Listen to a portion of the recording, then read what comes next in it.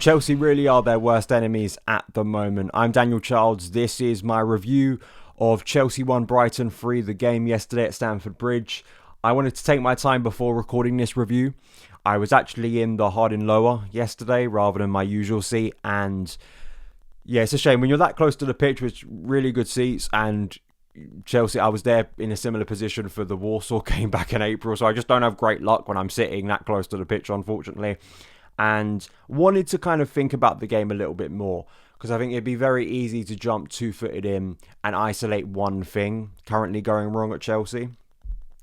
Because, you know, you could look at individual players. You could very easily just look all on Maresca, which many people do, or just all on the ownership.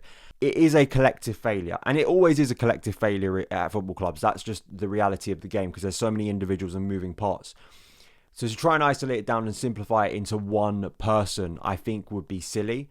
However, I do think many parts of the club and many parts of this do deserve criticism. I find it quite puzzling. You know, I think back to really great Chelsea teams, like title-winning Chelsea teams, when they'd have some bad days and they'd lose games. It was understandable that people would be upset and people would criticise them. You know, nowadays it feels like Chelsea lose a game and there's this kind of backlash to criticism that fans are unreasonable for being unhappy when their team doesn't play well. I mean, it's just football basics. It's kind of like that's how football fans work. Now, there are sliding scales to the extreme reactions to games, and what I hope to do here is provide what I think is, I think, a fair analysis and critique of Chelsea. You know, I'm not sitting here and calling for people to be sacked. You know, I'm not sitting here and saying the season is over, all of the players are rubbish. I'm just, you know, that's not me. But I am someone who's honest in my criticism. When I think things are going wrong, I think it's right for us. There's no point having a show, and there's no point having a YouTube channel covering Chelsea if all we ever do is only talk about us when things are going well, and we just ignore things when things aren't going well. That's not very objective, is it? So I want to look at this game because there were good things in the first half. The self-implosion, and do we dismiss this implosion and the recent errors as just like wild, freakish things and a culmination of things around the club at the moment that are leading to these bad results, or are they a symptom of something worse? I think that is kind of the two paths you can go down with your analysis about Chelsea at the moment, because I think it's fair to say we are still quite early on in the season, and you look at results around the league as the table is still forming, and it would be flippant to say the season is effectively done. I don't agree with that assessment. I just don't think it's very fair in early September. There are still so many games to go, and as Chelsea fans, we should know how quickly seasons can turn around. Negative and positive. I mean, how quickly things can turn around in this club's history is, you know, predictably unpredictable is the way I sort of describe Chelsea Football Club. And you should analyse what's in front of you, but you should also understand how long we've got to go this season. And the idea that Maresca can't turn things around when where we were in March, where things looked very bleak, and then where we were by the end of the season was very different. So things can turn around, but I think it'd also be silly to try and argue that the season has started well or that there are no concerns about the current performance level. I just disagree with that fundamentally. I just don't think really it's taking into account the reality of football, really, and the reality of what we're watching with our own eyes. I also think there's that. The starting 11 was almost what I would have wanted to see. It didn't really surprise me that Jarell Hato was favoured in this game. Because it was kind of the logic of signing him in the first place was that he could play left centre-back. But I feel sorry for Josh Archibald that he didn't get this start in this game. That also meant that Enzo Fernandez started this game as well. But Enzo Fernandez, really, you could argue, was the best part from a Chelsea point of view because he did put us in the lead and had a good effort from a free kick early on. The rest of the team, Pedro Neto, Estevao, João Pedro playing up top, Caicedo, Andre Santos starting. Unfortunately, it was a bad day for Andre Santos. Reece James, Trevoh Chalobah, another bad day for him. Hato, Cucurella, and of course, Rob Sanchez in goal. The frustrating thing for me about this game is what could have been. There's an undeniable, and it's the same with Old Trafford, right? Like when you have a red card, especially in segments of the game, whether it happens very early on or later in the game when you're leading, in this case, you ponder what could have been for Chelsea. Because the first half was one of the best first halves we've had this season. It was, for me, undeniably the best start It's hard to say because, of course, Chelsea, of course, were leading comfortably at West Ham. So you can look back at West Ham, but the longer we've got away from that West Ham game, the more I think it was just West Ham rather than Chelsea being extraordinary. In a lot of games, we've spoken about how slow Chelsea have started. In this game, they did not start slow. They dominated, really, for the first half. I do think there were warning signs about Yukuba Minta, who I spoke about in my preview, and I think his ability down the right and left was a real danger to Chelsea consistently. They were never really able to get a handle on him, and eventually he contributes directly to the equaliser. Very, very exciting and good player. And there were times in the first half where Brighton were able to get round Chelsea's press. And that's what I think, Fabian Herzl has done well. And Brighton have always been good at constructing play from deep. Like, that's always been one of their great attributes. It's just, finishing chances maybe not always their greatest attribute. But Minter definitely was a big outlet for them on the day consistently. But we go in 1-0 up. I mean, the goal itself, the Chelsea goal, was brilliantly constructed from deep, from defence. The passing, short passing into central midfield. Caicedo, brilliant ball round the back of the Brighton defence, down that left side or right side for Chelsea attacking. Reece James crossing a ball. Yes, it was deflected. And box crasher Enzo Fernandez once again getting on the end of it. And at 1-0, you're like, okay, it's not that Chelsea have been outstanding, but they've been very good given this is a game they need to be winning. But then again, as has been the case consistently since the international break, really, and a little bit before that, individual errors turn the game on its head. With Andre Santos, the touch is too heavy. And then once again, a bit like Rob Sanchez last week, a player is left in a position where do they need to take the player out, or is it better to maybe even concede a goal and remain 11 on the pitch? And this time, last week it was Rob Sanchez. This week it was Trevoh Chalobah. Chalobah, of course, even with a haircut, still his difficulties continue for Chelsea. And it's a red card, of course, it's VAR reviewed after. And Chelsea are down to 10 men. I mean, it just was another calamitous moment, a self-defeating moment. Unforced error after unforced error after unforced error. That is the nature, and that is why it's difficult to simplify things for Chelsea at the moment, because it's very easy to look at a head coach when things are going wrong. But when you've got players doing stupid things like this over and over again, I don't really know how you plan around it. There has to be some level of responsibility on professional footballers. The errors Chelsea are making at the moment are not just poor, they are amateur. They are, things that in a non-league setting would be concerning. At a Premier League level, they are unforgivable and they are always going to be punished. And that is the baffling thing at the moment. And they're also coming from a variety of players. It's not a case where, I know some people really want to single out players all the time, but it feels collectively Chelsea are just making really stupid decisions on the pitch. But then you also, once it continues to happen over and over again, I think it's fair to look at kind of, how these players being prepared for matches, the coaching decisions. I think that there is, although individuals take responsibility, if something keeps happening over and over again, you do kind of look at a broader sort of picture. I think where my Maresca questioning comes in this game is a bit similar to my Man United criticism. Going down to 10 men, I want to make it abundantly clear, going down to 10 men is difficult. I'm not sitting here and saying that Chelsea should have won both games when they've gone down to 10 men. It's always a challenge. But what I am saying is, going down to 10 men does not mean you instantly raise the white flag and it's basically game over. I have watched Chelsea play against teams with 10 men. Nottingham Forest last season at the Bridge came away with a point. We've watched Chelsea against 9 men Ajax and only come away with a draw. Chelsea teams in the past, even Chelsea teams of quite recent at Newcastle when we went down to 10 men in that game, were able to steady the ship and actually create some chances in the second half. Newcastle against Liverpool earlier this year, I think Fabregas's Como got a draw down to 10 men.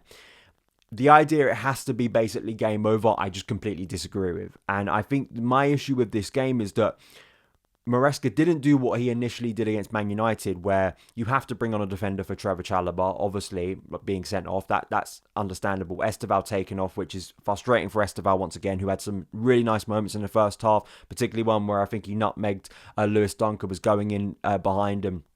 There's real excitement whenever Esteval's on the pitch, and it's really frustrating at the moment. We're not getting to see full performances by Esteval because of these red cards. He's always the one taken off, unfortunately. But there was at least still an outlet from Chelsea. I mean, Brighton, it says a lot that it took them till, I think, the 77th, 78th minute for the Welbeck equaliser. They had chances before then, but it wasn't like Chelsea were camped in their own half. That wasn't the nature of the game.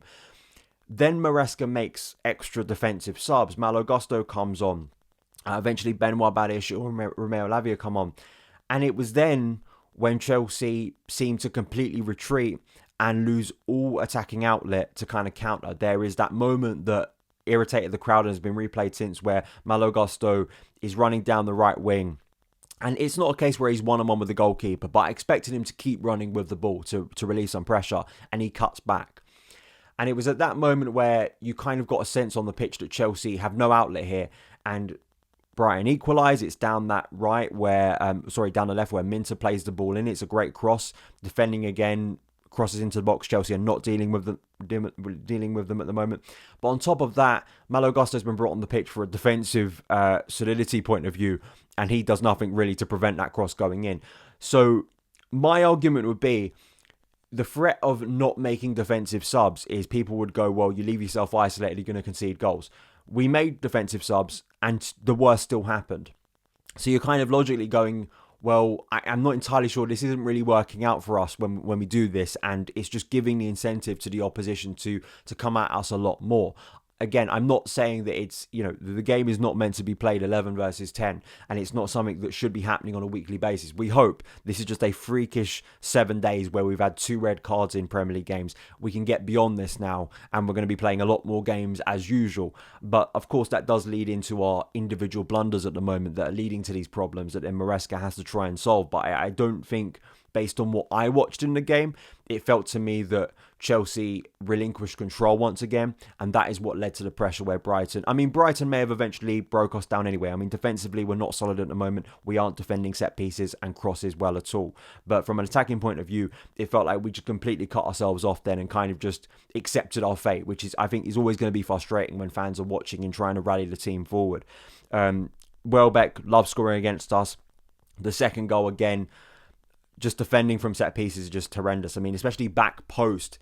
We saw Casemiro score against us. We've seen many teams contribute and very much thrive off that back post cross. And it was a header cross, and De Cupia with basically a free header inside the 6-yard box. They were queuing up there. Really depressing, especially, again, when you're taking a defensive stance and it feels like there are so many Brighton players who can get on the end of chances. It feels like we're not just down to 10 men. It feels like we're down to at least 8 men at that point. And the third goal is Josh Achimpong. I don't think he was very much helped by Reece James playing him into pressure, loses the ball, inexperience, amateur mistake, and of course Danny Welbeck then finishes the game off. And there were boos at full time. There's been reports by Matt Law about Maresca being under more pressure. I think you have to take the mood music of that seriously. I don't take the sporting directors and Iqbali going into the dressing room that seriously, because they've done it consistently. They were doing it when Graham Potter was here. They did it when Poch was here. It's more the case that the noises around the club at the moment, from an internal point of view, are not that positive for Enzo Maresca. Now, that's not me sitting here and telling you I want him gone. I'm actually of a different belief. I just think you have to take those reports seriously, because it seems to me at the moment like all the blame is being directed onto Enzo Maresca, and that's pretty convenient. I do look at the squad currently. Alejandro Garnacho and Mark Guiu, Tyreek George, Jamie Gittins, all on the bench yesterday, not brought on. You do kind of ponder again, is Maresca trying to send an Antonio Conte, Jose Mourinho type message indirectly or kind of quite obviously that there are players in this squad that he doesn't really trust and is not really using?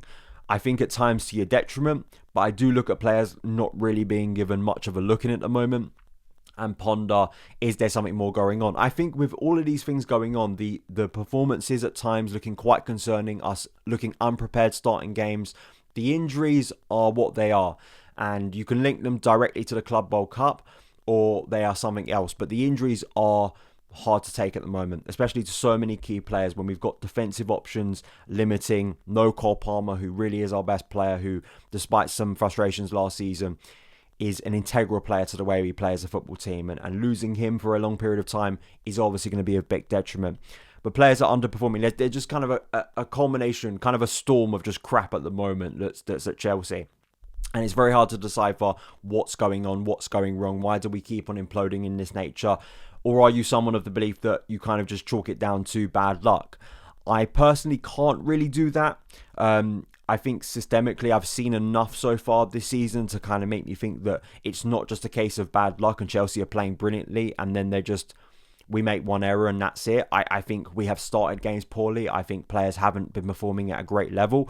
And I think it's also in combination with individual errors not helping the rest of the team, and injuries also always going to impact us. So I think at the moment, I mean, I'm saying the obvious here, but things need to turn around quickly. And that's just undeniable.